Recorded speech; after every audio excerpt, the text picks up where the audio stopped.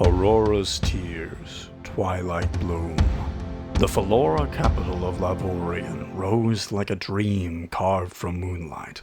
The three moon ring towers spiraled upward from the edge of the city, their pale stone threaded with glowing glass that pulsed softly against the endless sky.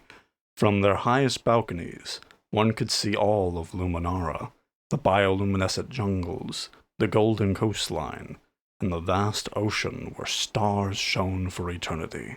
Sheerith stood at the base of the towers, eyes staring straight up at the imposing structure, and tail flicking nervously behind her. She had faced bandits, masters of flame, shadows in the jungle that hunted back. But this felt worse. "It's just a hangout," she told herself. "Not a mission, not a threat, just Zorith." Her glowing stripes betrayed her immediately, brightening with every anxious, flirtatious thought. Zorith was so different. She is fine around the athletic guys who hang around the beaches and jungles who always flex and smile at her. But Zorith was different. He was so mysterious. His very presence was a sense of wisdom and a cool demeanor. Sheerith snapped out of her train of thought when she spotted Zorith. He arrived precisely on time, because, well, of course he did. He was taller than she was, his fur a deep charcoal with softly glowing indigo stripes that shimmered like constellations. His eyes lit up the moment he saw her, not flaring with intensity like a warrior's, but warming, like a lantern left on just for someone. "Hello," he said, smiling a little too wide, but still very cute. Sheerith's brain stalled. "Hi." A brilliant start. Zorith scratched the back of his neck and did a polite bow. Even with his kind gesture, Sheerith could sense a little nervousness. "I'm glad you came. These stars only fall every 300 years. I'm thrilled I can show them to you. And of course, with a view like none other." She blinked, looking back up at the imposing tower. "I can't wait. I've never been so close to the towers before. They're so big." His ears perked and head tilted. "Are you all right?" Sheerith huffed despite herself. "Of course, yeah, totally. It's just... Sheerith opened her mouth to say it, but the words escaped his lips first. "You're afraid of heights." "No!" Sheerith snapped back. "It's just... well, maybe." Sheerith blushed. Did she ruin the moment? She felt her hand being guided around a comforting arm. "Hold on to me." Sheerith froze.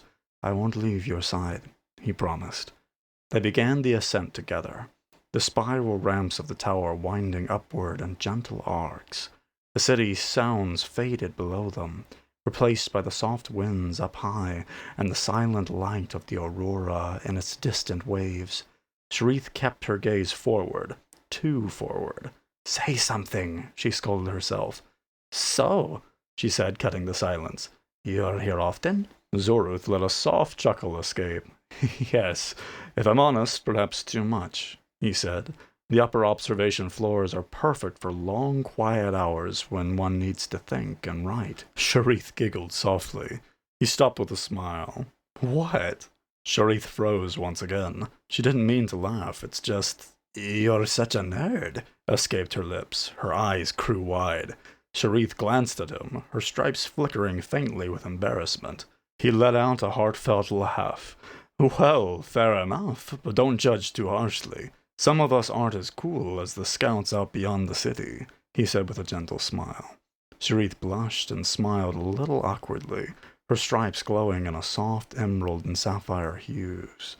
She kept tight hold onto Zorith's arm as they walked. She glanced up at him and accidentally made eye contact. She refocused on the steps before her, but could sense Zorith smiling at her. The silence enveloped them, but not a cold silence. Sheerith felt a genuine peace amongst the nervousness. It was nice. As they reached the upper balcony, the sun had just kissed the beaches with golden light, and the aurora deepened into layers of blue, violet, and green, rippling like breath.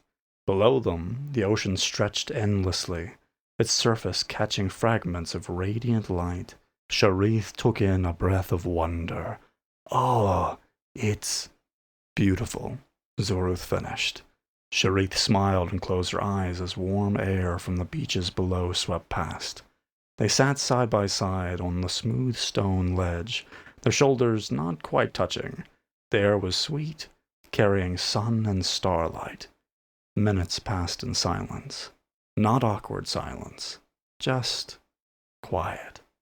Then the first shooting star streaked across the sky, cutting a bright line through the ink-black night. Then another, then two more. Soon, the sky was raining divine light. Sheerith's eyes widened. "This is perfect," she thought out loud. Zorith nodded. "Better than the view from the beaches, yes?" She glanced at him and giggled. "Fine, you win. This is way better." Sheerith realized she wasn't thinking of the height of the tower anymore. Being this high up with the sky raining down eternal light, and with her hands around Zorith's arm, everything, for a moment, was fine. She laughed softly, then froze. Realizing she had been hugging his arm very tightly, she loosened her grip. "Sorry," she said. "Don't be," he said. "By the way, I like it when you laugh. It sounds unguarded." That struck something deep in her chest. She stared out at the sky again, closed her eyes, and took a breath. "I'm not very good at this," she blurted out to her surprise. Zorith paused for a moment. "You mean being more beautiful than the stars?" "I strongly disagree." Sheerith's stripes glowed very brightly. Zorith smiled, gentle and unwavering. "You don't have to be anything else, Sheerith. Not brave, not sharp. Just here." Her tail curled slowly around her ankle. She kept her eyes closed and prepared for what was about to come out of her mouth. "I like you." An eternity passed in a moment. After a quiet breath, Sheerith surprisingly felt something cool in her fingers. She opened her eyes and glanced at her hands. A soft blue rose-like flower met her gaze, a twilight bloom, the kind from the beach, her favorite. "I like you too," he said gently. She looked up at his eyes, and they reflected the beauty of the light-filled sky.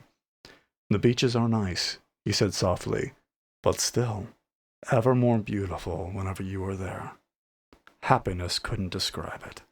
This was peace. She placed her head slowly against his chest.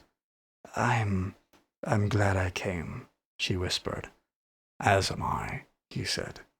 They sat together as the stars continued to fall. Sheerith finally put her weight against him, curled her tail around herself, and watched the sky, a show 300 years in the making. This has been Aurora's Tears. The story continues.